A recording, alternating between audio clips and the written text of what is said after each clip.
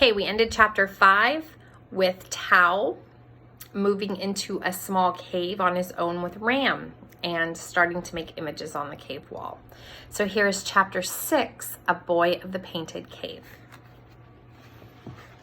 Later that spring, Tao and Ram roamed the valley and woodlands. Mostly they hunted in the slough where the game was plentiful and where they were not likely to be seen by Volt and the other hunters. Far to the north in the high mountains, the retreating glaciers sent down torrents of cold water to form crystal clear lakes, rippling streams, and endless swamplands. In the icy creeks, Tao and Ram caught trout and pike. Sometimes in the distance, they saw the big brown bears fishing along the edges of the sandbars, slapping salmon out of the water with their great paws. When the hunting was good and they caught much game, Tao left Ram in the little cave and returned to camp with rabbits, quail, geese, and strings of salmon for Kala and the clan people. One afternoon, Volt and Garth were standing in the clearing as the boy came in. Volt scratched his head with a big hairy hand, squinting. "You bring in much game," he said. "Yet you say you hunt alone?" Tao did not want to lie. Yet he knew if he told the truth that everything he had would be taken away from him. The cave, the paintings, the wolf dog, everything. He stared at the hard ground. "I hunt with no man," he said. "Then you have found a place of plenty," said Garth curiously. "If that is so, you will tell us where it is." Once again, Tao hesitated. He dare not talk of the slough, but he could tell about the other places. If you will go one day's walk to the spruce forest, where the creeks run down to the big waters, there the hunters will find salmon. But the brown bears are taking many. The hunters will have to hurry. Volt grunted, shook his head, and walked away, with Garth behind him. Tao knew it was not easy for the big leader to ask a boy where game was to be found. Yet the small band of clan hunters could not cover all the land. Whenever Tao saw the hunters in his area, he stayed in his little cave. Here, with Ram lying at his feet, he practiced his drawings, covering the walls with pictures of bear, bison, and mammoths. He was never satisfied with these, but when he made pictures of Ram, he felt his images were good. Down near the glades, a big glacier lake extended a long blue finger into the slough. It was a place of beauty, a place where Tao could always find something new and surprising, and it soon became one of his favorite haunts.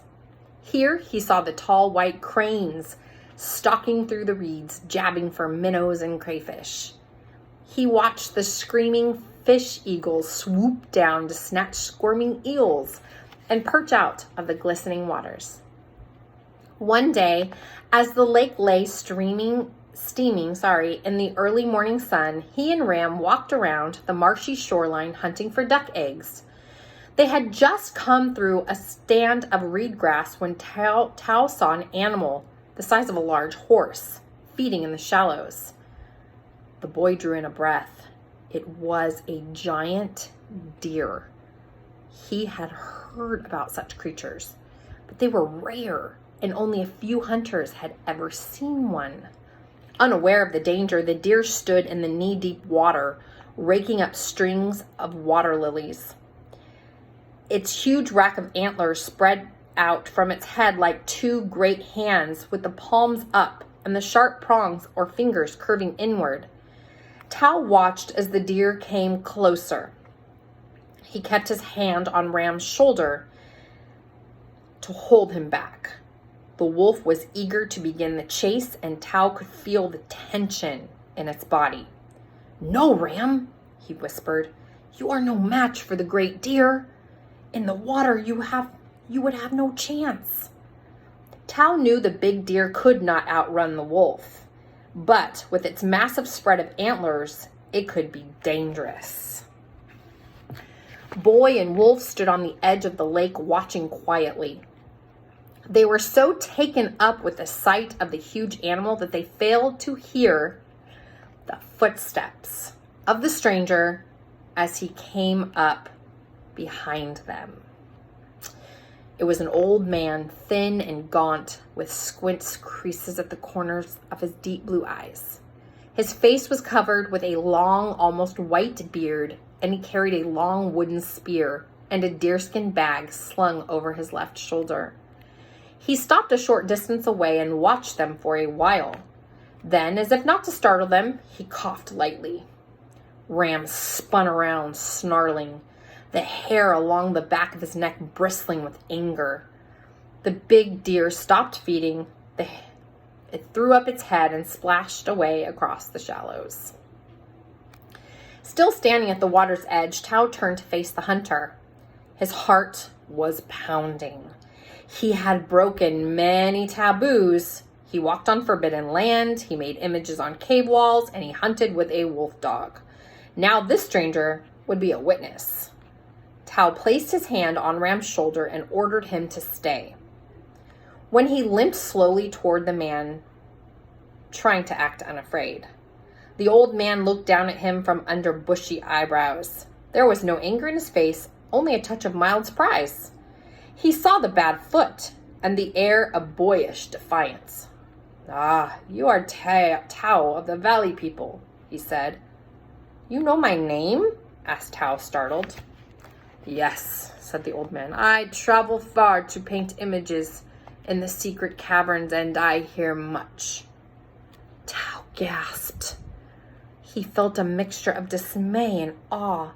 The stranger, standing before him, was Graybeard, the cave painter, the shaman of all the clans. Never did he think he would meet such a great one. "I also know you hunt on forbidden land," said Graybeard. The boy winced and shifted from one foot to the other. "It's forbidden only because of the demons and evil spirits," he said, his voice crackling. "And you are not afraid of demons?" "I have heard the wailing screams and the wild howls, but they are the cries of the eagle owl and the loons. If there are other demons, I have not seen one." The old man leaned on his spear. "You also hunt with a wolf dog. That too is taboo in your clan." For a moment, Tao was quiet. Then he swallowed hard and said, "The people of my clan are starving. The slough is full of game. With the wolf dog, I bring them much food." Graybeard nodded. "You are not afraid of demons? You do not believe in evil spirits? And you, taboos melt away like the winter snows." "I'm sorry," said Tao, "but I do not believe these things are bad. The animals, the birds, the trees give us food and clothing. Yet our leaders see only evil." Graybeard nodded. Tao was sure he saw a glint of understanding in the old man's eyes. "And you know better than the leaders?" said Graybeard. "No," said Tao. I only know that the slough is a place of many good things. Here I find food. I watch the animals and birds. I feel good there." Graybeard looked out across the blue lake. "And now you watch the great antlered one?" "Yes," said Tao. "I've never seen a giant deer before." "There are many far to the north, near the ice country," said Graybeard. "They come down this way sometimes when the snows are bad." Ram was standing behind Tao, a half snarl still curled on his lips. The old man looked at the wolf unafraid. "How long have you hunted with the wolf dog?" Tao stopped to think. "Since the end of the snow." "And by what name do you call him?" "I call him Ram." The old man smiled. "You think it is good to have a wolf dog?" asked Tao.